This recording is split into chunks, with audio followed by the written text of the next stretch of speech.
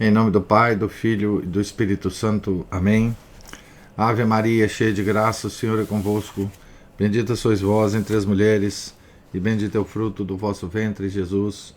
Santa Maria, Mãe de Deus, rogai por nós, pecadores, agora e na hora de nossa morte. Amém.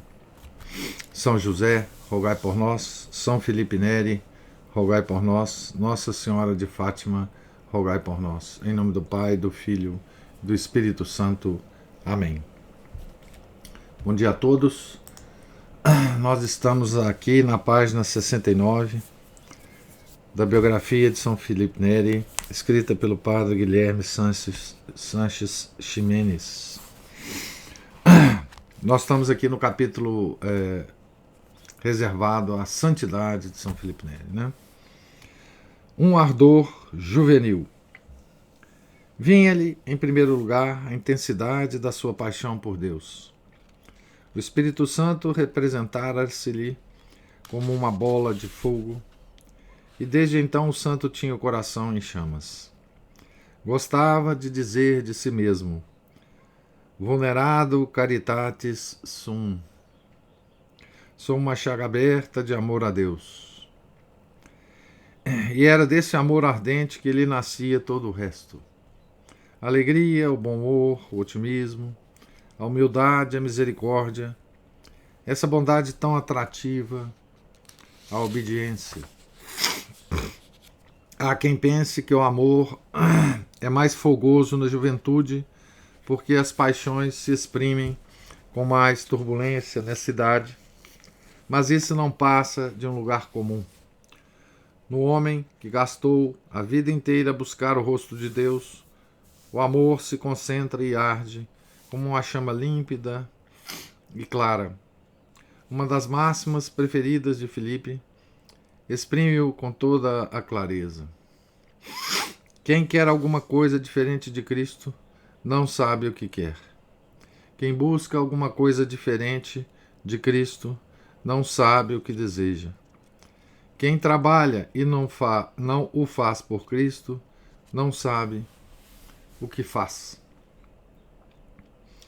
Fecha aspas. Cristo fora desde a juventude o objeto dos seus amores. Cristo, pendente da cruz, atraíra desde cedo o seu olhar e tornara-se para ele a fonte inesgotável de aprendizado desse amor. Nele encontrava tudo aquilo de que precisava. Abre aspas, abandonemo-nos por inteiro ao amor divino, escrevia, por exemplo, numa carta à sobrinha, e penetremos completamente na chaga do seu lado aberto, fonte viva da sabedoria do Deus encarnado. Fecha aspas. Mais do que do alimento e do descanso, Filipe precisava de uns momentos diários de intimidade com ele. E quando lhe foi escasseando o tempo, buscava-os como podia. Sempre que ia jogar bola com seus rapazes, aos poucos minutos retirava-se para um canto, puxava do bolso algum livro sobre a paixão e começava a lê-lo. E quando se encontrava acamado por causa de alguma das suas frequentes doenças, pedia que lhe trouxessem um crucifixo grande que pudesse ficar encostado à parede e para o qual pudesse olhar continuamente, mesmo deitado. Chegou a referir-se alguma vez em terceira pessoa a, abre aspas, certas pessoas que não conseguem pegar no sono por causa das lágrimas, da oração e do amor, e por fim têm de implorar, abre aspas, Senhor, peço-te, deixa-me repousar um pouco. Fecha aspas. Enxergava nos sacramentos as vias expressas de acesso a Cristo. Mesmo mergulhado em 1000 afazeres, nunca deixou de celebrar a missa. E como? No momento da comunhão, absorvia-se de tal maneira que seu ajudante, já acostumado aos hábitos do santo, Saía de mansinho e ia tratar dos seus assuntos. Ao voltar, 2 horas mais tarde, batia levemente à porta, entrava e só então o sacerdote terminava a celebração. Concentrava-se tanto que não queria ser interrompido por ninguém. Comentou-se que algumas vezes durante a missa, ao experimentar com força alguma solicitação do Espírito, escapava-lhe, com aquele à vontade com Deus que lhe era característico, uma exclamação em voz alta: agora não, depois, no meu quarto. A intensidade que atingiu o seu desejo de estar com Cristo fica patente num pequeno episódio que diz tudo. Durante a sua última doença, quando já não podia celebrar a missa, o cardeal Frederico Borromeu, primo de São Carlos, atendeu-o e trazia-lhe a comunhão. Um desses dias, assim que entrou no quarto, viu Felipe soerguer-se na cama e exclamar: Ecco il mio amore. Eis o meu amor.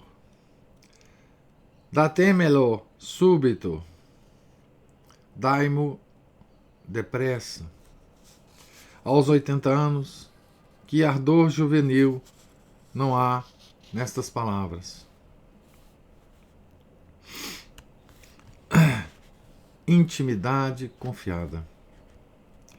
Depois de tantos anos de intimidade, era natural que Felipe não tratasse o Senhor e a sua mãe como visitas de cerimônia, mas como amigos muito íntimos, sempre dispostos a conversar. Abre aspas. Meu Deus, meu Jesus, queria tanto, tanto amar-te. Virgem Maria, Mãe de Deus, pede a Jesus por mim. Fecha aspas. Se sentia um pouco vexado pelos seus pecados, expressão entre aspas, e tinha desejos de unir-se mais a Deus, chegava a exclamar em voz alta, abre aspas, procuro-te e não te encontro. Venha até mim, Senhor. Fecha aspas. Ou, abre aspas, quebra as minhas cadeias, se me queres possuir. Fecha aspas. Ou ainda, cansado de tanto pedir por alguma intenção, um pouco embirrado, mas com toda a simplicidade infantil. Abre aspas. Não te amarei mais se não me ajudares, meu Jesus. Fecha aspas. E com uma confiança absoluta e total, abre aspas, Senhor, hoje toma conta de mim. Tenho medo de trair-te. Faz-me terminar bem o dia, e assim não terei medo amanhã. Fecha aspas. Tarude declarou no processo de canonização do santo, abre aspas, a oração fluía dele de modo absolutamente natural. Mais do que isso, para sermos precisos, devemos dizer que ele era movido pelo Espírito Santo e não tinha necessidade de meditar para suscitar o fervor interior. Fecha aspas. Essa naturalidade, já o sabemos, não era simples espontaneidade improvisada, mas fruto de um longo e paciente esforço por buscar o trato com Deus. E, igualmente, resposta clara do Espírito Santo que podia, realmente, abre aspas, sentir-se em casa, fecha aspas, naquela alma. Muito de acordo com seu modo de ser e premido pela falta de tempo, Felipe tinha o costume de condensar a oração em fórmulas simples, breves e penetrantes, as jaculatórias. Várias jaculatórias aqui. Jesus, fica comigo, Jesus. Que posso fazer, Senhor, para cumprir a tua vontade? Ou a simples palavra, Maria. Para que elaborar longos discursos se poucas palavras dizem tudo? E aconselhava os seus seguidores a fazerem o mesmo.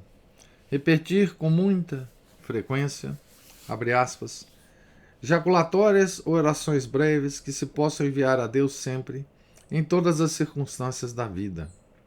Fecha aspas. As jaculatórias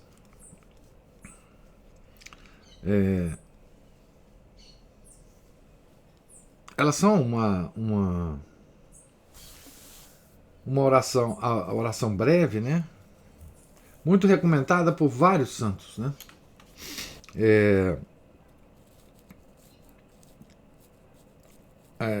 Santo Afonso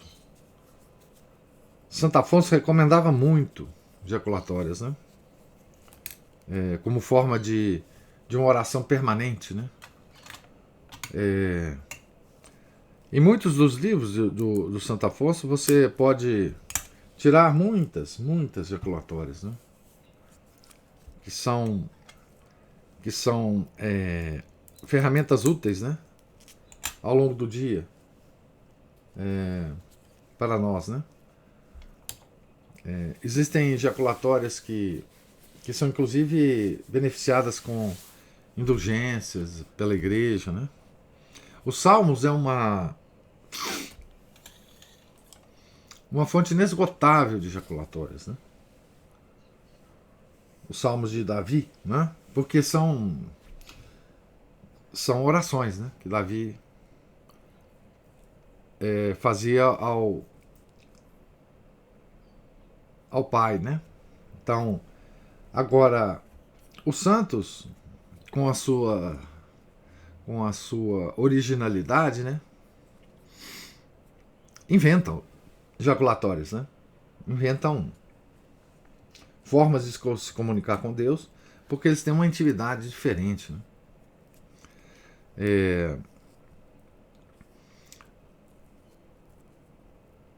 Essa santidade, né? Por exemplo, de São Felipe Neri, o nosso autor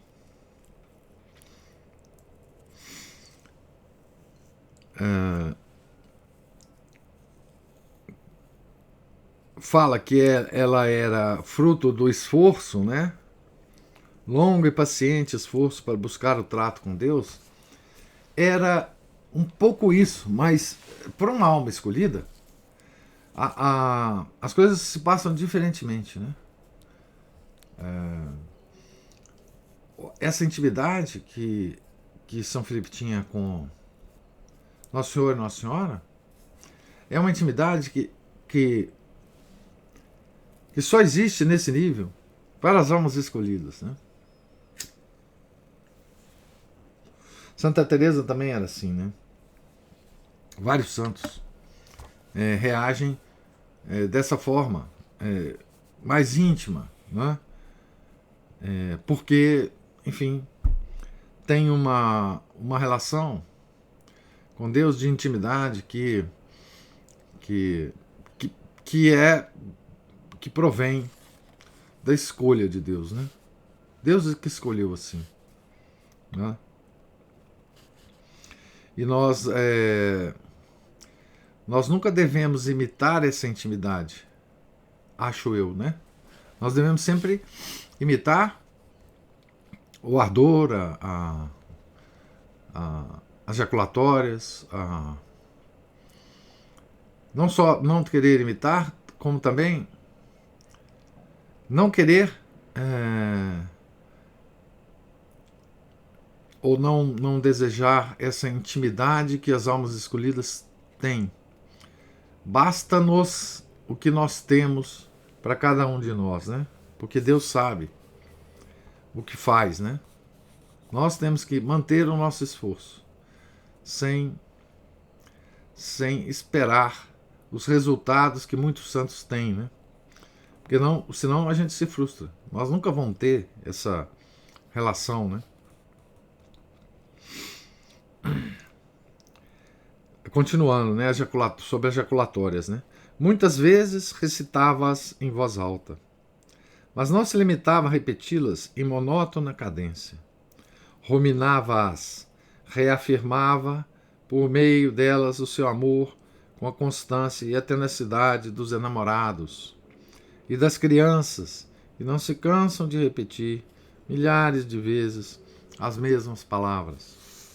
Por outro lado, não é verdade que tantas vezes a melhor maneira de exprimir tudo o que trazemos no coração é precisamente uma exclamação breve? Isso é uma pergunta, né? Por outro lado, não é verdade que tantas vezes a melhor maneira de exprimir tudo o que trazemos no coração é precisamente uma exclamação breve, um gemido de dor ou de amor, um grito de alegria e agradecimento? Um coração transbordante, como o de Filipe, não tinha, talvez, melhor válvula de escape do que essas orações sintéticas e breves. Mas essa tática de vida interior revela ainda outra intenção. Abre aspas. Para rezar bem, requer-se o homem inteiro. Fecha aspas, escrevia Filipe. O santo queria que tudo, toda a vida, tudo o que cada homem pensasse e fizesse, se convertesse em oração. Fosse oração.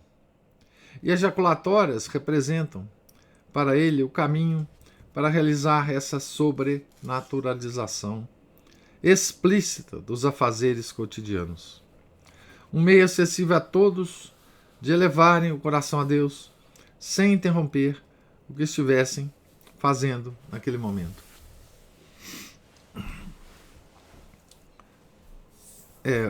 Enfim, essa é a intenção por trás das jaculatórias, né? O meu segredo. Um amor tão ardente e uma intimidade tão intensa com Deus, aliados ao papel excepcional que o Senhor lhe destinava na história da Igreja, não podiam deixar de ter manifestações extraordinárias. Por pudor, Filipe manteve sempre o mais obstinado silêncio sobre os fatos sobrenaturais de que tinha sido protagonista. Como já se disse acima, só chegamos a saber do seu Pentecostes porque se abriu com Pietro Consolini 50 anos depois do acontecido, pouco antes da morte.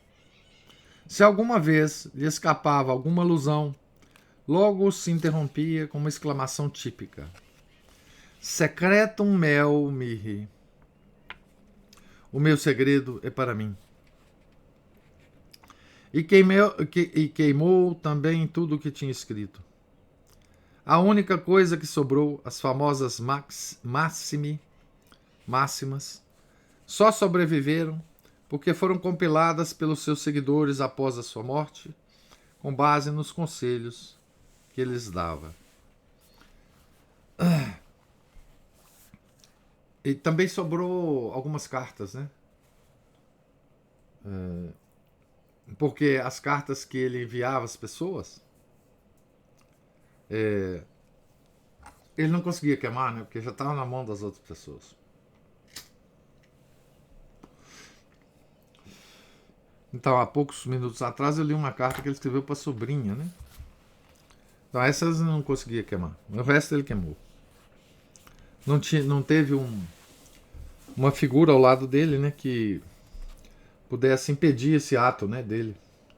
Como teve o Frei Reginaldo impedindo São Tomás de Aquino de queimar a obra dele, né? Grande Frei Reginaldo, né? Porque São Tomás de Aquino também teve esse impulso, né? Depois de um êxtase. Mesmo assim, viveu cercado de acontecimentos sobrenaturais.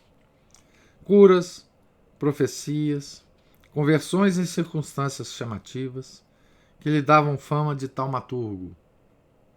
Não nos detivemos nesse aspecto da sua vida por falta de espaço, mas será preciso contar pelo menos 2 episódios entre os mais importantes.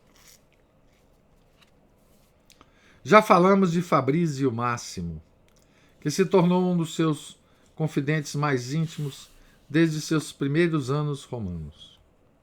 A sua mulher, Lavínia, já tinha tido 5 filhas e estava para dar à luz mais uma vez, quando houve algumas complicações que ameaçavam levar a criança à morte. Filipe rezou por ela e depois comentou ao seu velho amigo, com toda a segurança, que tudo correria bem. Teriam um menino saudável e deveriam dar-lhe o nome de Paulo.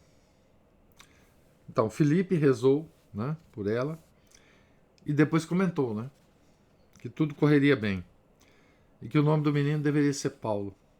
E realmente tudo ocorreu conforme tinha predito. Passaram-se os anos. A mãe de Paulo e uma das suas irmãs já tinham falecido quando o rapaz adoeceu gravemente pouco depois de completar 14 anos. Durante mais de 2 longos meses, Filipe visitou-o todos os dias, confortando-o como um pai, mas por fim o jovem entrou em agonia. Filipe foi chamado às pressas, mas como estava celebrando a missa naquele exato momento, demorou-se um pouco e só chegou depois do desenlace fatal. Ao entrar na casa, deparou com a cena toda: o corpo inerte sobre a cama, pai, irmãs e vizinhos a chorar e a cuidar dos preparativos para o enterro. Filipe aproximou-se do rapaz, ajoelhou-se, lançou-se sobre a beirada do leito e mergulhou em oração. Durante 7 ou 8 minutos, só se ouvia as batidas do seu coração. A seguir, apanhou um frasco com água benta e aspergiu-a sobre o corpo, chamando em voz alta: Paulo! Paulo! Nesse momento, Paulo abriu os olhos e disse: Padre. Mas o milagre não terminou aí. O rapaz passou cerca de 1/4 de hora conversando com Filipe e com os outros circundantes, que não conseguiam acreditar no que viam. Chegou mesmo a levantar-se para ir ao banheiro. Depois o santo perguntou-lhe se queria continuar vivo ou se preferia ir para junto da mãe e da irmã no paraíso. Paulo escolheu a segunda alternativa. E seu pai, testemunha de todo o acontecido, recordava durante o processo de beatificação do santo. Abre aspas. Então o beato Filipe, na minha presença, deu-lhe a bênção e, pondo-lhe a mão sobre a fonte, disse-lhe: E eu o ouvi. Abre aspas. Vá, seja abençoado e reze a Deus por mim. Fecha aspas. E tendo o beato Filipe dito essas palavras, Paulo, com semblante plácido, sem fazer nenhum gesto, nas mãos desse bem-aventurado sacerdote, na minha presença, voltou subitamente a morrer. Isso é a descrição no processo de beatificação, né? No castelo da família Máximo, celebra-se todos os anos, no dia 16 de março, data do milagre, uma missa em recordação desse episódio. Apenas mais uma amostra. Então, esse é um caso de ressuscitação, né? De São Filipe, né? Apenas mais uma amostra em que fica patente o carinho de Filipe pelos seus confidentes. Délia Buscaglia, a jovem esposa de um dos seus grandes amigos, Gaspare Brício, músico do castelo de Sant'Angelo, estava para dar à luz no último dia do ano. Já começavam a ouvir-se os fogos de artifício pelas ruas quando as coisas se complicaram no leito da parturiente. A criança que estava para nascer morreu, e a mãe parecia também não ter nenhuma possibilidade de sobreviver. A parteira, as vizinhas, os parentes corriam de um lado para o outro para socorrê-la. O marido aflito foi pedir a ajuda da oração nas igrejas e conventos vizinhos e veio da rua trazendo pela mão o padre Filipe. Com os olhos cheios de lágrimas, o sacerdote entra no quarto e vê Délia agonizante. Ajoelha-se e pede que todos os que se encontram ali façam o mesmo. Reza o Pai Nosso e a Ave Maria. Depois chama em voz alta: Délia. Como se despertasse de um sono profundo, a mulher responde-lhe: Padre, o que o senhor quer? E Filipe: O que o senhor quer, né? Filipe responde: Que sejamos santos. Que sejamos santos. E a agonizante: Que Deus assim o faça, ó Padre. Estou tão mal. Vamos, não duvide, quero que sejamos todos santos. Diante desse sofrimento, Filipe não parece pedir o que se espera dele. Antes procura voltar os olhos da moribunda e os de todos os presentes para a fonte de toda a vida, até com uma aparente falta de compaixão. Mas Deus não deixa de premiar, como Filipe, seu amigo íntimo, sabe tão bem, esse abandono nas suas mãos. Já ao descer as escadas para a rua, Filipe confia ao amigo Gaspari, abre aspas, volte para o quarto, que Deus já lhe fez a graça, e que me sejam bons. A mulher já começava a sentir-se melhor.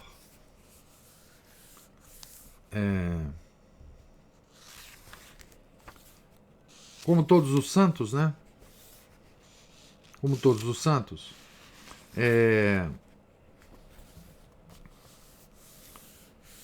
São Filipe, obviamente, procurou esconder, né? Todas essas manifestações sobrenaturais, né?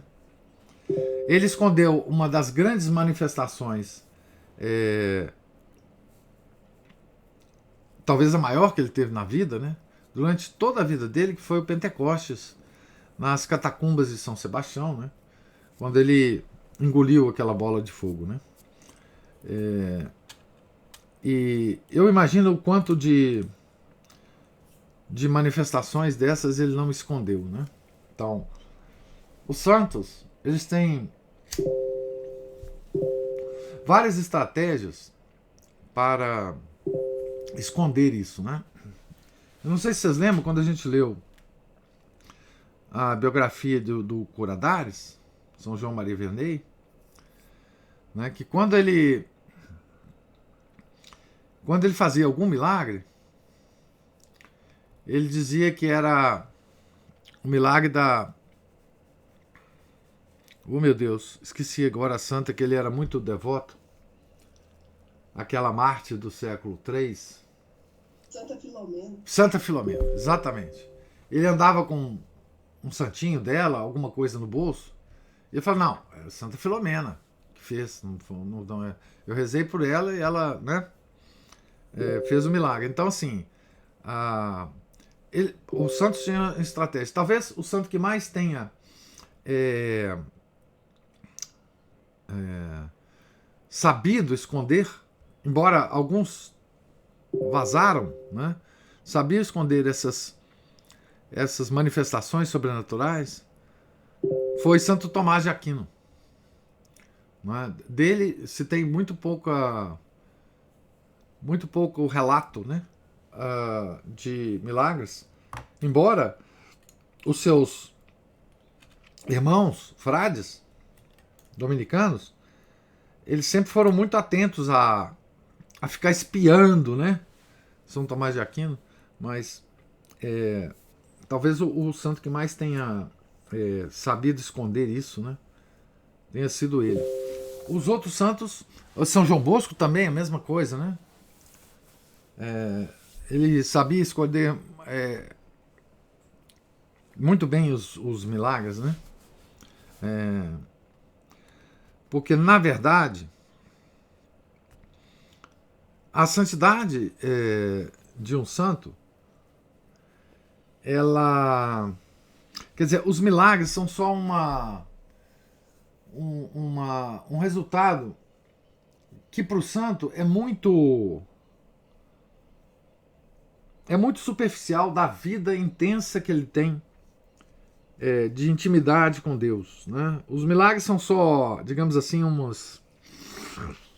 uma consequência mais inferior, né? Digamos assim, dessa intimidade, né? É por causa da intimidade que os milagres acontecem, obviamente, né? Mas os santos parecem tratar isso de uma maneira muito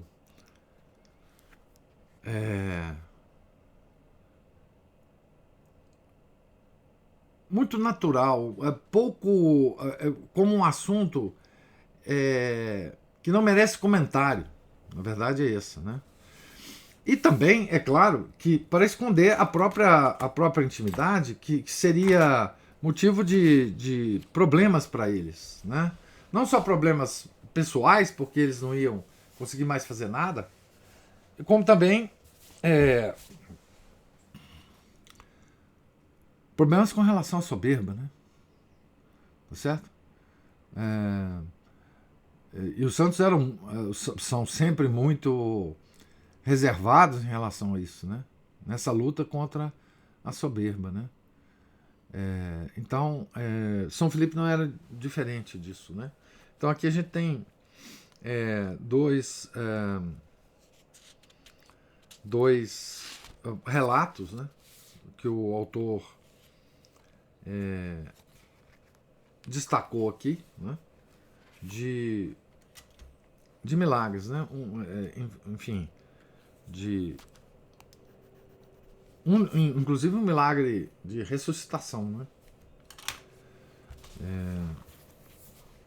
Enfim, então eu vou terminar a nossa leitura hoje aqui na página 78, ainda no meio do capítulo sobre a santidade de São Felipe, né?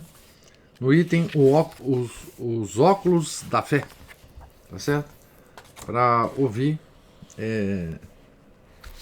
os comentários de vocês, se existirem.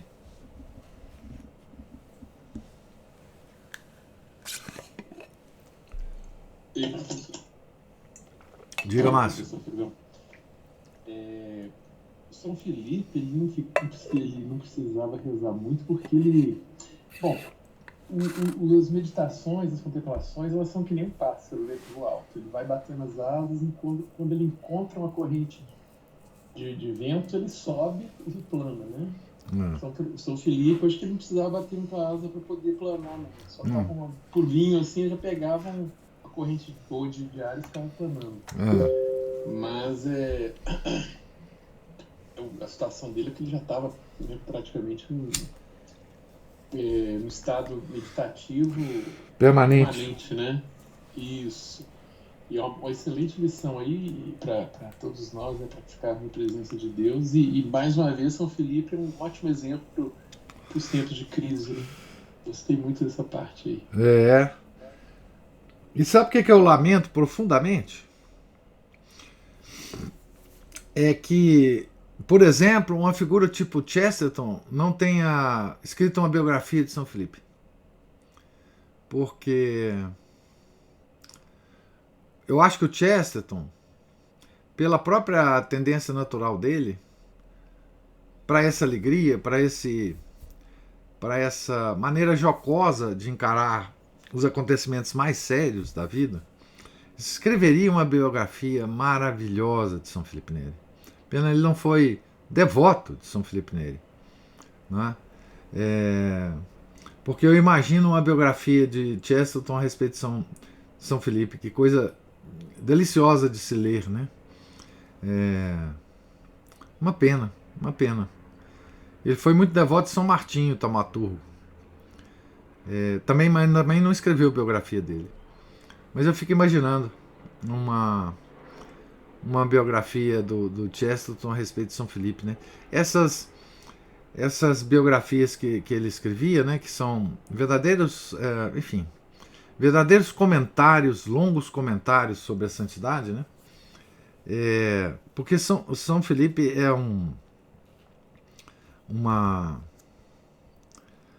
uma personalidade, na época dele, muito, muito particular, né? É uma espiritualidade renascentista, muito diferente. Eu sei que ele influenciou muitos santos da época dele, né? Sabidamente ele influenciou, por exemplo, né, um santo que a gente já leu a biografia dele aqui, que isso foi São Francisco de Sales, né? Sabidamente ele influenciou São Francisco de Sales, né? O oratório influenciou muito São Francisco de Sales, né? Mas porque ele viveu numa época de tensão, né? Ele viveu uma época de, por exemplo, um santo muito mais, que tinha uma personalidade muito mais proporcional à época, é São Pio V, que era carrancudo, sério, né? Que não sorria.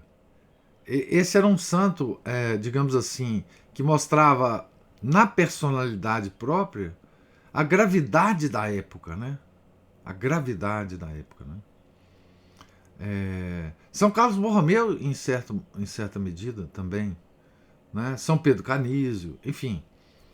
Mas não São Felipe Neri, né? Ele destoa disso, né? Por causa dessa alegria dele, né? Desse espírito, enfim, dessa bondade natural, né? Desse relacionamento com as pessoas, enfim. Vamos ver se a gente consegue, na nossa associação, né, traduzir a biografia, a grande biografia de São Felipe, escrita pelo Galônio.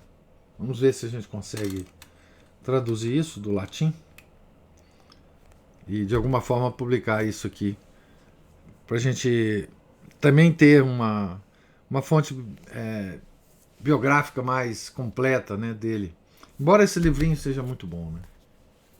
Gostei bem desse livrinho, professor. E agora a questão de escolhas de santos, muitas vezes as pessoas fazem por afinidade ou por necessidade, né?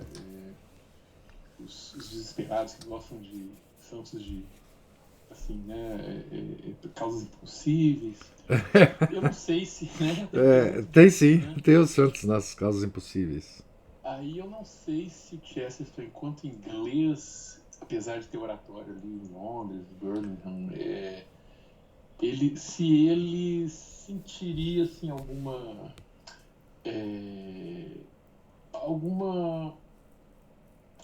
atração, sim, alguma semelhança, alguma afinidade.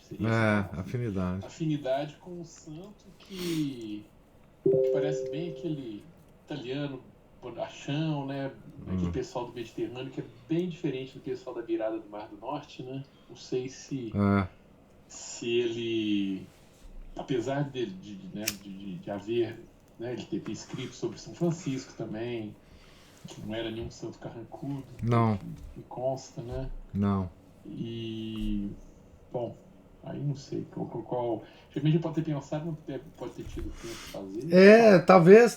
Talvez ele tenha até uma devoção particular por ele. O Chesterton, ele conhecia muito a vida de santo. Nas obras dele a gente vê que ele tinha muito conhecimento de vidas. Se você pegar as citações que ele faz de santos da igreja, é impressionante, mesmo antes da conversão dele, né? E ele conhecia o oratório, tá? Por exemplo, eu sei, porque eu já procurei na obra dele, ele, por exemplo, ele conhecia o padre Faber. E a menção que ele faz ao padre Faber é muito interessante. Ele faz a menção aos hinos religiosos que o padre Faber compôs, né? O padre Faber compôs. Existe um site com o inário completo do padre Faber, com a música e com a letra, de 150 hinos religiosos. Aliás, a Giovana que está aí, você não pode deixar eu esquecer, Giovana, de passar esse inário para o maestro, que talvez ele se interesse em tocar esses hinos e eventualmente até cantar com o nosso coral lá da nossa escolinha, tá certo? Então, o Chesterton, ele conhecia o oratório, ele conhecia o padre Faber. Ele não faz nenhuma menção mais específica sobre isso, né? Mas certamente ele conhecia o cardeal Newman, né? Então, dá para perceber, né? Ou dá para concluir que ele certamente conhecia de alguma maneira o São Felipe, né? O São Felipe Neri. Mas é aquela coisa, né? Às vezes ele não teve tempo, como você próprio disse, né? Mas seria um encontro de duas personalidades incríveis, né? São Felipe e Chesterton, né? Tomara que eles estejam lá, conversando lá no céu. Mas assim, o espírito de São Felipe é um acontecimento extraordinário na Renascença, né? E por isso ele teve tanta importância na história da igreja, né? E veja, é um homem, um santo que não deixou nada escrito, né? Que não deixou nada escrito.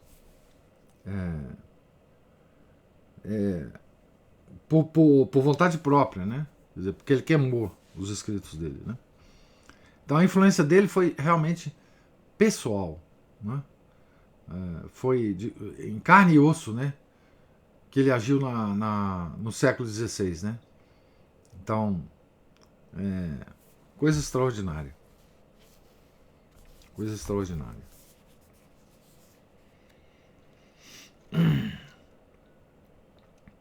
Então, mais alguma observação?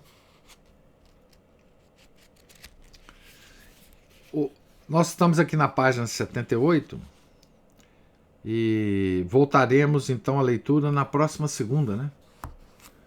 Tá? Na sexta, eu leria até na sexta, mas eu vou fazer uma pequena viagem e a gente vai passar para a segunda, né? Amanhã é feriado, Corpus Christi, então na segunda a gente retorna aqui na página 78 do livrinho, né? Que nós vamos certamente acabar a leitura na próxima semana, né? E aí a gente recomeça as leituras com, eu já falei para vocês, né? Com a biografia de Santo Agostinho, né? Espero que quem tenha tido interesse de comprar o livro já tenha comprado, né? Pra gente seguir a leitura aqui no momento oportuno, certo? Fiquem todos com Deus, tenham um santo dia, Deus lhes pague pela presença, paciência e os comentários. E até segunda. Tem um santo final de semana também, santo feriado amanhã. Em nome do Pai, do Filho e do Espírito Santo. Amém. Ave Maria, cheia de graça, o Senhor é convosco. Bendita sois vós entre as mulheres, e bendito é o fruto do vosso ventre, Jesus.